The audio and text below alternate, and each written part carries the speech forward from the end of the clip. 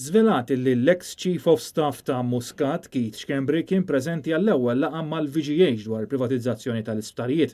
Kontratti li sa mill-ewwel ġurnata tiegħu għamu diversi domandi dwaru u li sal-lum għadu fiċ-ċentru ta' diversi kontroversi. Waqt il-programm fid-dettall fuq Net Television preżentat minn Luis Tedesco, it-tabib Martin Balzan żvela li sa mill-bidu net li bdiet tinħema din l-idea tal-beħ tal-isptarijiet kien hemm imdaħħal Keith Schembri. Tantu hekk li ftit wara tneħħa Godfrey Farrugia minn Ministru tas-Saħħa u postu ttieħed minn Konrad Mizzi, il-mam missejħet għall-laqgħa fejn kienu marfa b'dan id-deal. F'dik l-ewwel laqgħa kien hemm ukoll Keith Schembri. U ġie appuntat Konrad Mizzi. Ftit xhur wara kellna laqgħa ma' Konrad Mizzi, ma' Keith Schembri, Chris Fern kien segretarju parlamentari ma' kienx Ministru u għalunna b'da l-pjanijiet ta' Vitals. Kien hemm Keith Schembri wkoll. L-ewwel meeting biss. L-ewwel meeting. Mill-meeting. Mbagħad ftehemna li nagħmlu meeting twil sussegwenti ta' da li naqbdu ġurnata u naraw x'kienu l-issues u sar dat-tieni meeting. Martin Balzan qal li fit-tieni laqgħa tfaċċa ramtu muluri u mill-ewwel kienu ġibdu l-attenzjoni tal-Ministru li dan ma kien jaf xejn dwar kif imexxu sptarijiet. F'dat-tieni meeting ġab miegħu lil Ramtu Muluri. Li kien? Il-Ministru li kien suppost l-investitur prinċipali.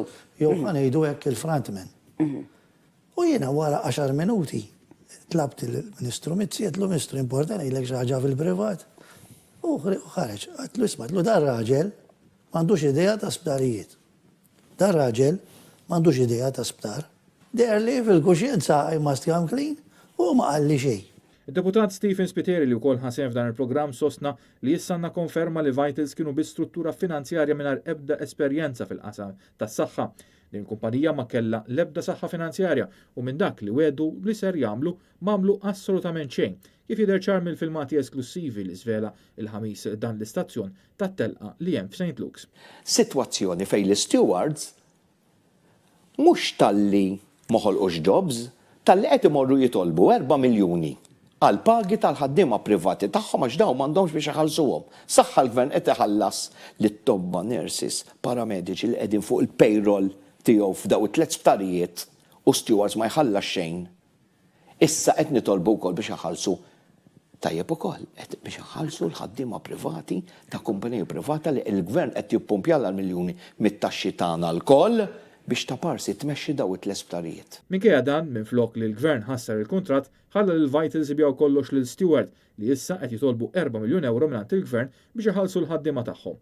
U qudiem dan l-iskandlu kollu anke l-Ministru tal-Finanzi jibqa' ifarfar. VGH had the concession. A lot of money seems to have just vanished there.